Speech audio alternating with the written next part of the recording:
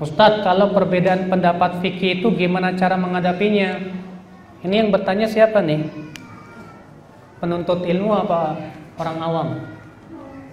Kalau yang bertanya ini seorang yang sudah paham bagaimana ya ilmu usul fikih, bahasa Arab, bagaimana tata cara tarjih, insya Allah dia akan paham.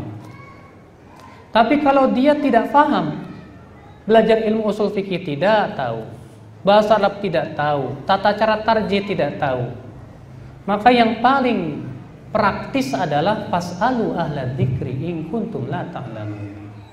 Tanya ke ahlinya kalau kamu tidak tahu. Bingung ini setelah baca buku terjadi khilaf ulama. Waduh, ini mengatakan boleh, ini mengatakan nggak boleh. Nanya, datang ke Ustadz Khalid misalnya. Ya.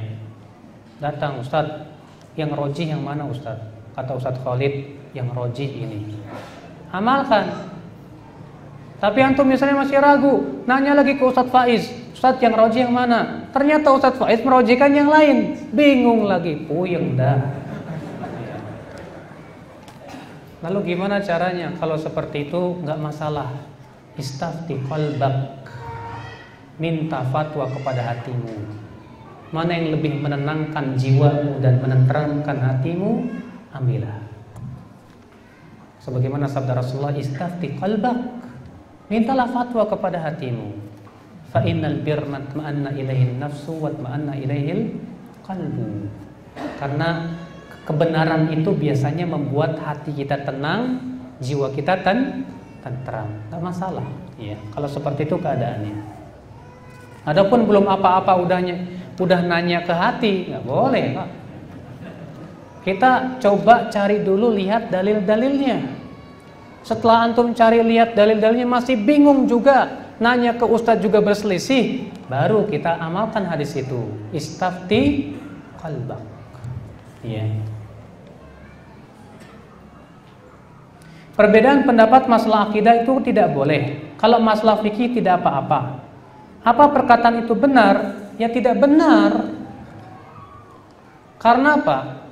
Kalau jelas-jelas dalilnya sahih, ijma ulama, tidak boleh kita menyelisih yang kuat dalilnya. Hatta itu masalah fikih. Kalau jelas kepada kita kebenaran dalam suatu masalah fikih, dalilnya sahih, maka tidak boleh kita menyelisihi dalil tersebut.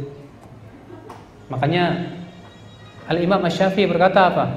Ajma'al muslimun ala annahu man istabanat lahu sunnatur rasul lam yakun an yad'a li qauli ahadin. Kaum muslimin bersepakat bahwa siapa saja yang sudah jelas kepadanya sunnah rasul, tidak boleh ia tinggalkan sunnah rasul itu hanya karena mengikuti pendapat seseorang. Tidak boleh. Ini masalah fikih pun sama. Sebetulnya masalah fikih pun kita tidak boleh berselisih. Cumanya apa?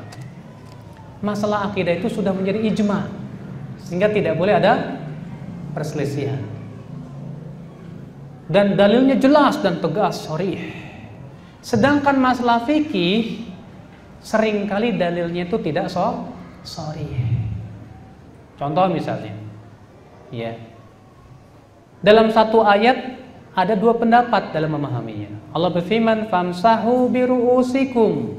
Usaplah kepala kamu.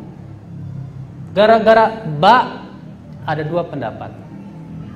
Imam Syafi'i mengatakan ba di sini artinya litabid, sebagian. Berarti boleh mengusap sebagian ya kepala. Makanya tidak aneh di masyarakat yang mengaku mazhab Syafi'i wudunya begini, Pak, kucuk gitu kan. Sementara Imam Ahmad mengatakan tidak, ba di situ lil ilsaq. Ba di situ apa? Lil ilsaq, menunjukkan bahwa mengusap kepala itu harus semuanya. Lalu Imam Ahmad membawakan dalil dari Rasulullah SAW bahwa beliau, ya Abdullah bin Zaid mengatakan adalah Rasulullah SAW apabila mengusap apa? Kepala, bada'a bi muqaddami ra'sihi thumma dhahaba bihima ila qafah thumma raddahuma ila al-makan alladhi bada'a minhu. Maka Imam Ahmad mengatakan Rasulullah di sini mempraktekkan perintah yang wajib, sehingga perbuatan Rasulullah ini hukumnya wajib. khilaf. Maka dari itu Pak, coba kita lihat dalil-dalilnya dari setiap ulama tersebut ya. Maka kalau sudah jelas kepada kita kebenaran dalam sebuah permasalahan fikih, wajib kita ambil yang kebenaran itu dan kita tinggalkan yang kita lihatlah lemah. Ya. Tetap ya. Dalam masalah fikih pun sebetulnya kita tidak diperkenankan untuk berselisih. Makanya kata Syekhul Islam, perselisihan di zaman sahabat lebih sedikit dibandingkan dengan perselisihan di zaman siapa? Tabi'in. Di zaman tabi'in perselisihan lebih sedikit dibandingkan dengan zaman tabi'in. Semakin jauh dari zaman kenabian semakin banyak perselisihan. Maka dari itu kita ya dalam hal ini berpegang kepada kaidah umum bahwa apabila sudah jelas kepada kita suatu dalil yang sahih dan jelas tegas, maka kita wajib pegang hadis tersebut ya, dan ya jangan sampai kita tinggalkan hanya karena mengikuti pendapat seorang ulama. Dulu Ustadz, ketika saya tinggal dan belajar di pondok pesantren, saya begitu takut kepada Allah.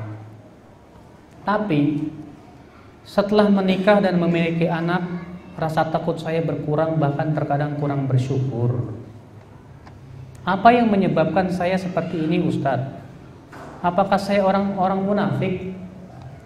Masya Allah, saya katakan kalau antum masih menyadari itu sudah alhamdulillah. Sebab ketika seseorang sudah tidak menyadari erosi imannya, itu yang musibah. Tapi kalau seseorang merasa dirinya ada erosi iman, kekurangan, berarti dia insya Allah akan terus berusaha bagaimana memperbaiki diri.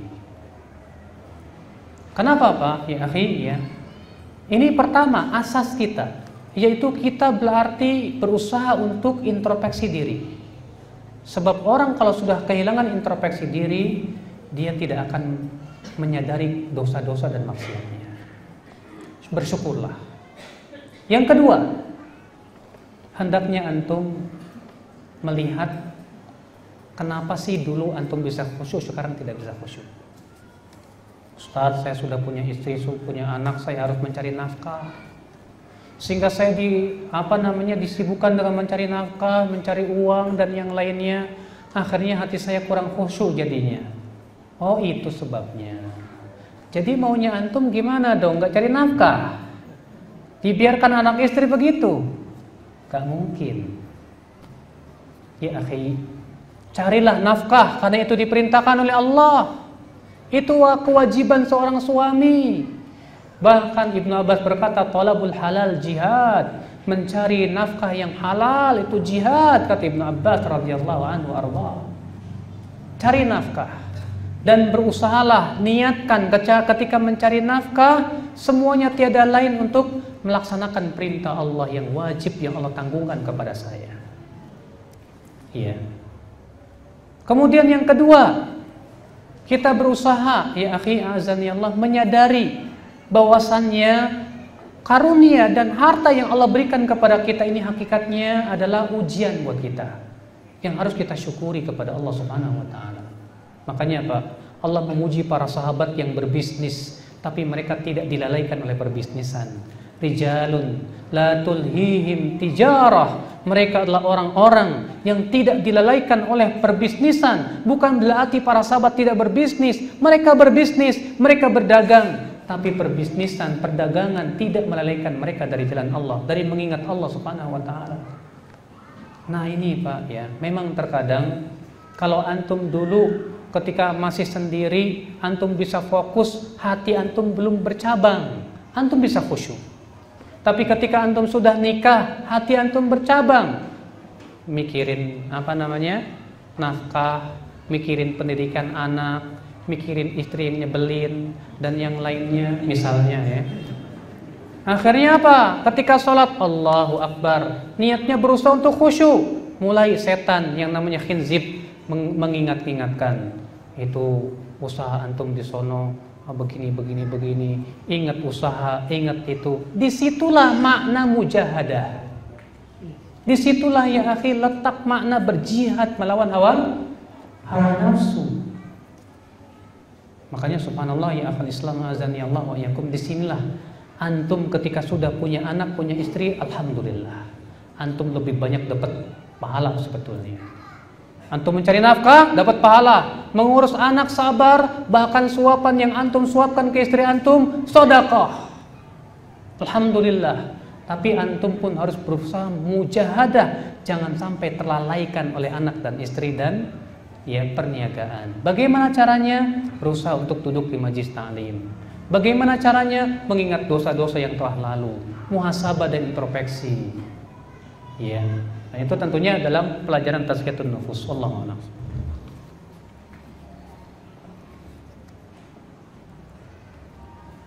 Bolehkah kita dalam satu ibadah melaksanakan pendapat semua imam madhab?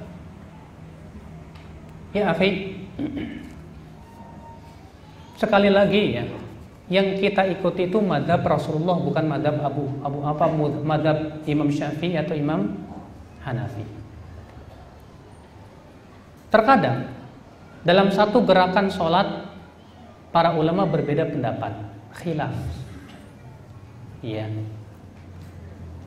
Tapi pastilah setiap ulama tersebut mengungkapkan hujah-hujah dan dalilnya. Maka dari itu Pak, yang kita lihat dalilnya bukan orangnya. Kalau ternyata yang paling kuat itu adalah dalilnya dan yang sahih itu adalah ini, kita ambil, itu yang kita amalkan. Secara umum demikian.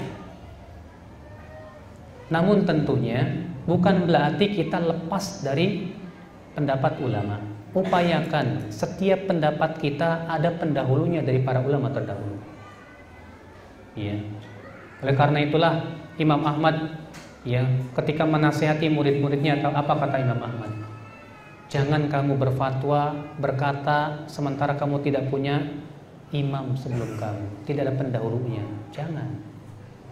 Syekh Albani rahimahullah ketika ditanya oleh Syekh Masyhur, Syekh, kenapa antum berpendapat bahwa jamaah kedua itu hukumnya makruh saja? Sementara dalilnya kata Syekh Masyhur jelas menunjukkan kepada haram. Apa kata Syekh Albani? Laisa li salafun fi hada. Aku tidak punya pendahulu masalahnya. Lihat bagaimana Syekh Albani takut sekali untuk mengatakan itu, ya, karena ternyata tidak ada pendahulunya dari kalangan ulama terdahulu. Maka dari itu ya, akhi, sekali lagi, Pak, di satu ibadah kita mengamalkan mazhab ini, mazhab itu, ya, dalam gerakan ini saya merojikan ini, misalnya dalam masalah ya takbiratul ihram saya lebih mengambil pendapat jumhur, yaitu disyariatkan angkat tangan, kemudian meletakkan tangan kanan di atas tangan kiri, dan saya tidak menerima pendapat Abu Hanifah atau Imam Abu Hanifah atau yang lain saya lupa ya, yang tidak mensunahkan meletakkan tangan kanan di atas tangan kiri. Ada mazhab yang mengatakan demikian. Kita katakan kenapa? Karena dalilnya jelas, hadisnya sahih bahwa Rasulullah SAW meletakkan tangan kanannya di atas tangan kirinya. Adapun dalam masalah membaca Al-Fatihah di belakang imam, saya kayaknya lebih condong kepada Imam Syafi'i misalnya. Karena dalilnya jelas, hadisnya sahih. Boleh seperti itu. Kenapa? Karena tujuan kita adalah mengikuti dalil. Oleh karena itu Imam Ahmad berkata apa? La tuqalliduni wala tuqallidu Malikan wala Thawri wala Al-Auza'i wala Al-Laits walakin khudh min haitsu akhadhu. Jangan kalian taklid kepadaku, jangan pula taklid kepada Malik, kepada Thawri, Laits, Al-Auza'i, tapi ambillah dari mana mereka mengambil.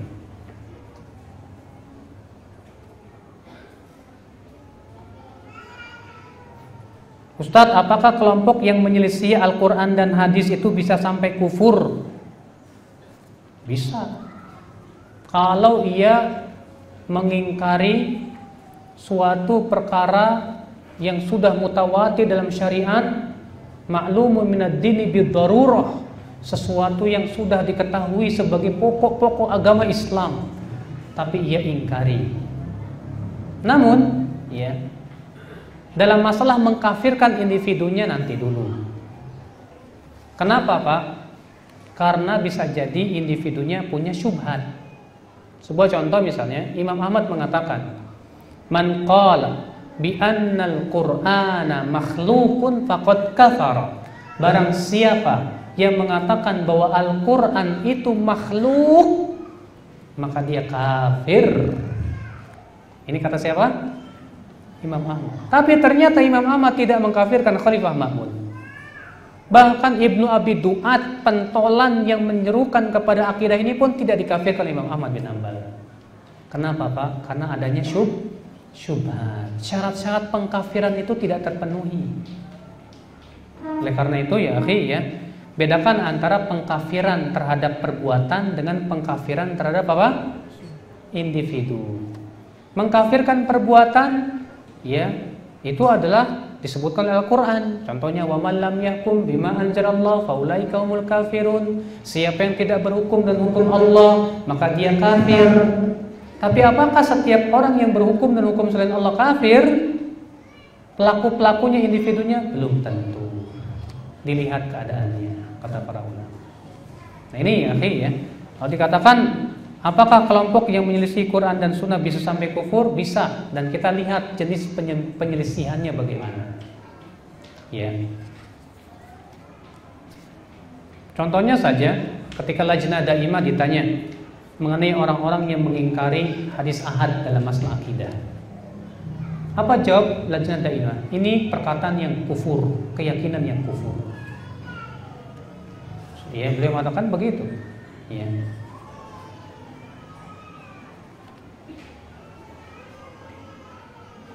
Bukankah kita menghormati Imam Nawawi, Ibnu Hajar, Ibnu Katsir dan lain-lain dari ulama-ulama bermadzhab Syafi'i? Pertanyaan saya, bukankah bermadzhab itu boleh Ustadz? Nah, ya akhi, memang ya, kalau antum baca misalnya biografi Imam Syafi'i, Imam Ibnu Katsir ya, selalu terkadang ketika menyebutkan seorang ulama dikatakan Ibnu Katsir Asy-Syafi'i, Al-Hafidz Ibnu Hajar Asy-Syafi'i, ya, Al-Imam At-Tahawi Al-Hanafi, Ibnu Abdul Bar Al-Maliki.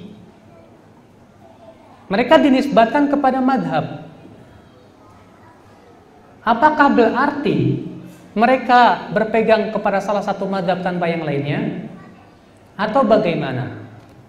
Jawabannya, ya akhi, mereka dinisbatkan kepada madhab karena usul madhab dia yang condong kepada madhab tersebut. Misalnya Ibnu Abdul Bar lebih banyak condong kepada pokok-pokok madhab Imam Malik, sehingga beliau dinisbatkan kepada madhab Imam Malik. Ibnu Hajar lebih banyak merojihkan dan lebih condong kepada pokok-pokok madhab Imam Syafi'i, maka beliau pun dinisbatkan kepada madhab Syafi'i. Adapun orang awam yang tidak paham tentang pokok madhab tidak boleh dinisbatkan kepada madhab manapun juga, sebagaimana dikatakan Imam Ibnu Qayyim dalam kitab I'lamul Muwaqqi'in. Makanya kalau ada orang berkata saya madhab Syafi'i, kita tanya, baik, sebutkan pokok-pokok madhab Imam Syafi'i. Kalau dia tidak bisa menjawab, kita katakan maaf, Anda tidak bisa dinisbatkan kepada madhab manapun juga.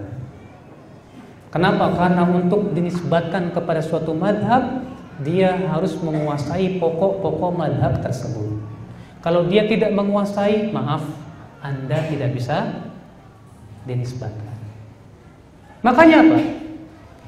Mengikut madhab seperti Imam Al-Khattabi Asy-Syafi'i menyelisihi madhab Syafi'i dalam 119 permasalahan. Bayangkan, Al-Khattabi, beliau termasuk pentolan madhab Syafi'i di zamannya. Ternyata beliau menyelisihi 119 permasalahan madhab Syafi'i yang beliau pegang. Kenapa? Karena ada dalil lain yang beliau pandang lebih kuat. Siapa saja yang membaca kitab Ibnu Hajar Al-Asqalani, yaitu Fathul Bari Syarah Sahih Bukhari, dia akan sering mendapatkan Imam Ibnu Hajar menyelisih pendapat Imam Syafi'i. Padahal Ibnu Hajar itu terkenal pentolan madhab Syafi'i. Dan siapa saja yang pernah membaca kitab Syarah Muhadzab Imam Nawawi Padahal Imam Nawawi itu pentolan mazhab Syafi'i. Dia akan dapati Imam Nawawi pun sering menyelisihi pendapat mazhabnya sendiri. Seperti dalam masalah hukum memakan daging unta. Beliau menyelisihi pendapat mazhab Syafi'i. Itu menunjukkan bahwa para ulama itu ternyata tidak fanatik dengan mazhab, tidak. Fanatik mereka kepada Al-Quran dan hadis Nabi SAW. Kenapa mereka dinisbatkan kepada mazhab? Karena mereka lebih kuat merojihkan pokok-pokok mazhab, ya, Imam Syafi'i misalnya. Sehingga akhirnya mereka dinisbatkan kepada mazhab tersebut. Bukan berarti mereka fanatik kepada mazhab, tidak sama sekali. Ya. Ikhwata Islam azani Allah wa iyyakum.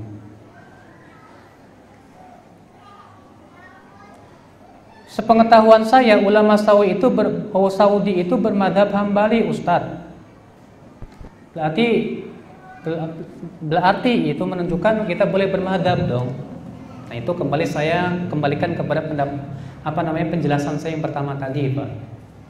Bahwa kenapa ulama Saudi itu dikatakan bermadhab Hambali.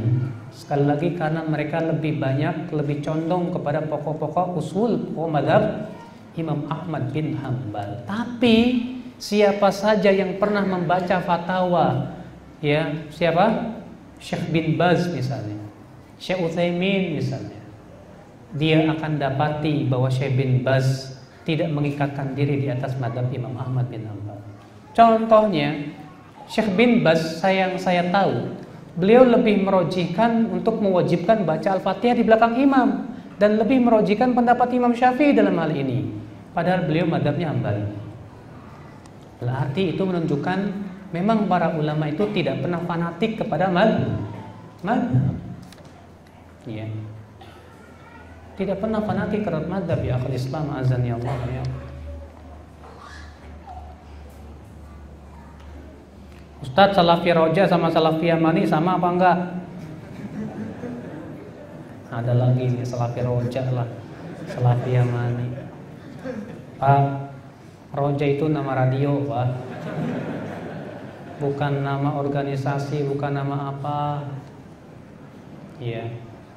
Tidak ada istilah Salafi Roja, Salafi Solo, Salafi Jogja, Salafi ini. Salafi itu nisbat kepada madhab salaf.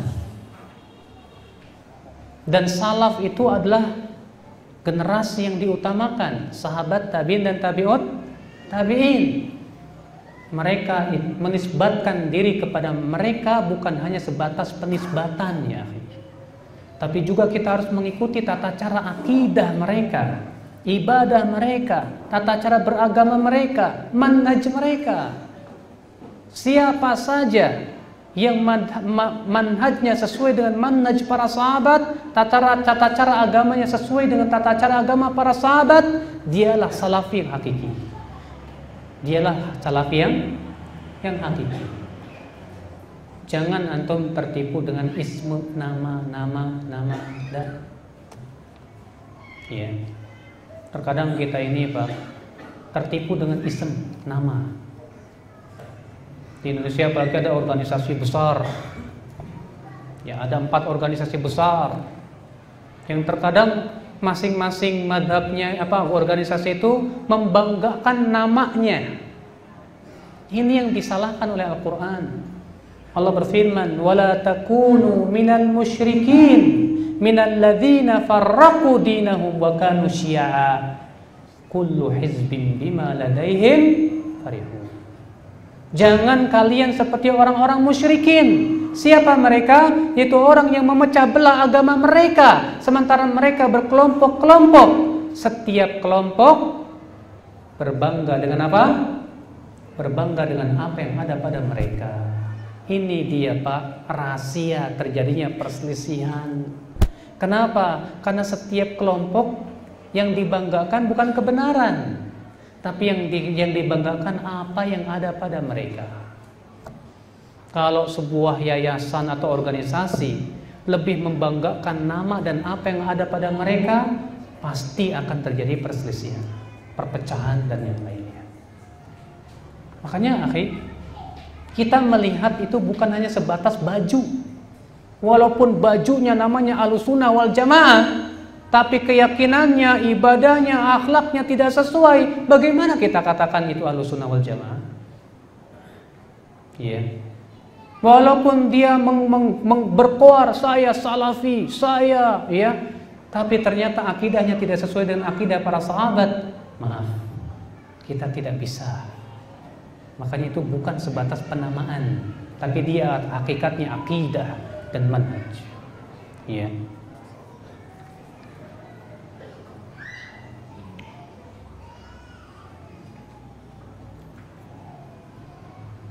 Ustadz, kalau kita ngikutin pelatihan fisik seperti gulat, renang, memanah, tapi kita tidak ikut akidah mereka, boleh nggak, Mas? Emang memanah itu kekhususan kelompok tertentu ya? Iya. Ya, memanah dianjurkan oleh Rasulullah. Berenang dianjurkan oleh Rasulullah. Iya. Olahraga-olahraga yang yang sifatnya memperkuat fisik kita dan mempersiapkan dalam rangka nanti kalau ada memang jihad yang disyariatkan kita bisa ikut, disyariatkan oleh Islam. Bukan hanya untuk kelompok anu tanpa kelompok anu, tidak. Iya. Kita semua bahkan yang mengklaim diri kita Ahlussunnah wal Jamaah, ya kita berusahalah untuk bisa berlatih seperti itu, bukan untuk memberontak, tidak, tapi untuk melaksanakan sunnah Rasul Sallallahu Alaihi Wasallam. Antum misalnya ya olahraga berkuda, beli kuda, olahraga berkuda, silakan, bagus. Antum mau olahraga renang, Masya Allah di Bengawan Solo ya bolak balik 100 kali. Silakan. Ya. Makanya ya, yang olahraga yang dianjurkan oleh Rasulullah SAW seperti itu, sekali lagi bukan milik ya organisasi tertentu, kelompok tertentu, bukan. Ya. Itu disunahkan untuk setiap kaum muslimin.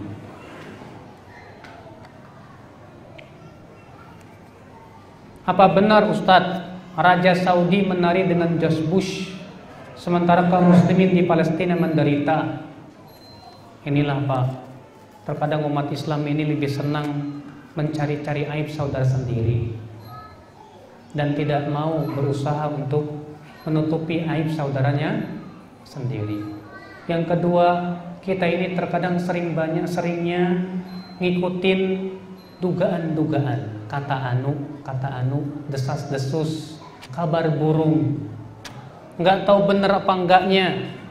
Yang penting baca di internet ada tuduhan Raja Saudi nari dengan George Bush, langsung kemudian dia melakukan wala dan barok tanpa ada tabayun, tanpa ada tasabut.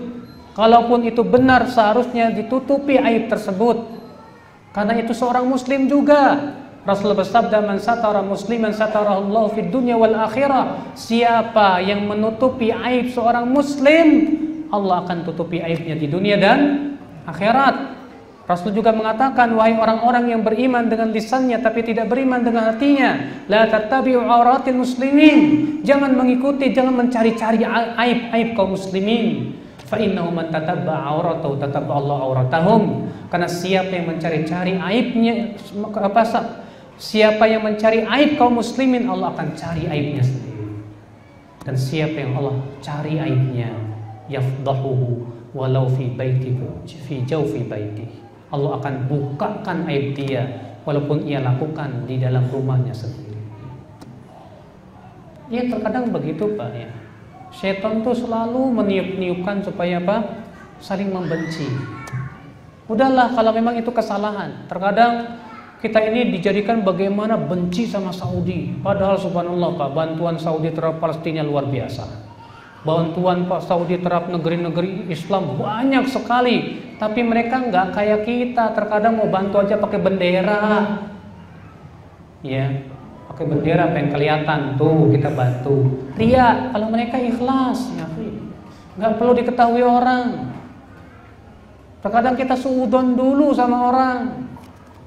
Nggak boleh ya, kita tidak boleh suudon kepada sesama kaum muslimin, apalagi hanya karena ya kabar-kabar burung yang tak jelas seperti itu. Ngomong-ngomong, sini zuhur jam berapa ya Pak? 10 menit lagi.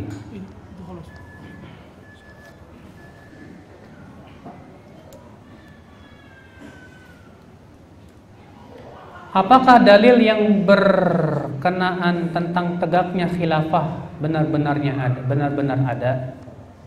Akhi, kekhilafahan itu memang wajib.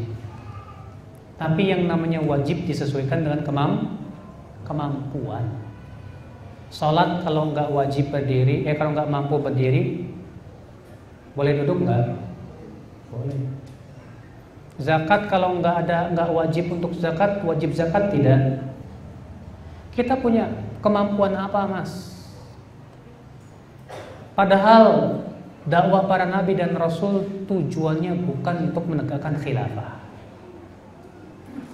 Dakwah nabi dan rasul tujuannya untuk menegakkan kalimat la ilaha illallah.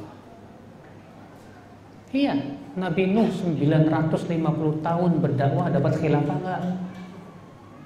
Enggak. Iya. Tujuan dakwah itu bukan menegakkan khilafah. Makanya enggak ada nabi tujuannya menggulingkan pemerintahan, enggak ada. Ya. Nabi Musa alaihissalatu wassalam ternyata apa? Diperintahkan oleh Allah untuk hijrah ke Palestina. Bagaimana? Ya. Rasulullah SAW, apakah tujuan dakwanya untuk menegakkan khilafah? Tidak. Semua nabi, semua rasul, sebagaimana Allah berfirman dalam ayat-ayatnya, walaqad ba'atsna fi kulli ummatin rasula an i'budullah wajtanibut taghut. Itulah tujuan dakwah, yaitu supaya manusia semuanya menyembah Allah Subhanahu wa taala. Sekarang gimana dong caranya untuk menerapkan syariat Islam di Indonesia? Ya akhi, ingat Al-Quran sudah memberikan kepada kita ya cara-caranya. Allah berfirman, innallaha la yughayyiru ma biqaumin hatta yughayyiru ma bi anfusihim. Sesungguhnya Allah tidak akan merubah suatu kaum sampai mereka merubah dirinya sendiri. Allah tidak mengatakan sampai mereka merubah pemimpinnya, tidak. Sampai mereka merubah sistemnya, tidak. Allah mengatakan sampai mereka merubah dirinya sendiri. Berarti perubahan itu harus dimulai dari individu kaum muslimin. Harus Bapak sekalian. Ya. Al-Turtusi berkata, ya, membawakan firman Allah Subhanahu wa taala, wa kadzalika nuwalli ba'dadh-dhalimina ba'dhan bima kanu yaksibun. Demikianlah kami jadikan untuk sebagian orang dolim itu pemimpin dari orang dolim yang sama. Kata beliau, ya, ini menunjukkan bahwasannya keadaan suatu kaum pemimpinnya itu sesuai dengan keadaan kaum tersebut. Fakama takununa yuwalla alaikum, sebagaimana kalian berada di suatu keadaan, itulah keadaan pemimpin kalian. Kita berkhayal pengen punya pemimpin seperti Umar bin Khattab, tapi rakyatnya tidak seperti rakyatnya Umar bin Khattab. Ya nggak mungkin, Mas. Iya. Sekarang kenapa di Indonesia ini, Mas, pemerintah kok tidak menegakkan syariat Islam? Jangan kita berpikir ke pemerintah dulu. Masyarakat di Indonesia aja kaum muslimin masih tidak mau melaksanakan syariat Islam. Antum dulu waktu nikah ngerengek ke ibu, ke orang-orang tua, mah pengen sesuai syariat, nggak diizinin sama orang tua. Enggak, pokoknya sampai sesuai dengan adat. Ya. Kalau di daerah Sunda sono dimandiin pakai air kembang, suruh nginjek telur segala. Di sini sama nggak Pak? Iya. Pantas aja Pak. Makanya Pak, ya benar kata firman Allah itu, demikianlah Allah jadikan pemimpin untuk orang dolim itu dari kalangan orang dolim. Kenapa pemerintah Indonesia tidak mau menegakkan syariat? Karena rakyatnya nggak mau syariat. Selesai. Kenapa ya pemerintah Indonesia tidak berusaha untuk ya menegakkan kisos dan yang lainnya? Rakyatnya nggak mau. Iya betul. Makanya disinilah ya, perjuangan para nabi dan rasul semuanya memperbaiki individu-individu kaum muslimin. Nanti kalau semua individu kaum muslimin sudah beriman, beramal saleh, mentauhidkan Allah, pasti akan Allah berikan pemimpin yang menegakkan syariat Allah. Oleh karena itu Allah berjanji, wa'adallahu alladhina amanu minkum wa amilus salihat. Allah berjanji kepada orang-orang yang beriman di antara kalian dan beramal saleh. Apa janjinya? La yastakhlifannahum fil ardi. Allah akan berikan kekhilafahan di muka bumi sebagaimana Allah berikan kekhilafahan kepada orang-orang sebelum mereka. Dan Allah akan kokohkan agama mereka. Dan Allah akan gantikan rasa takut dengan rasa aman. Kapan? Kata ya dalam lisanul Arab, dalam kitab Al-Bahrul Muhit, ay hala kaunihim, dalam keadaan mereka ya'budunani la yusyrikuna bi syai'a. Mereka hanya beribadah kepadaku saja dan tidak mempersekutukan aku sedikit pun juga. Berarti keadaannya kapan? Ketika kaum muslimin hanya beribadah kepada Allah, menjauhkan kesyirikan. Sekarang saya mau tanya, di Indonesia kesyirikan luar biasa tidak? Di kota antum, di Solo apalagi, yang jauh-jauh lah. Iya. Sulit sekali untuk menghilangkan kesyirikan yang ada di tengah-tengah kaum muslimin, Pak.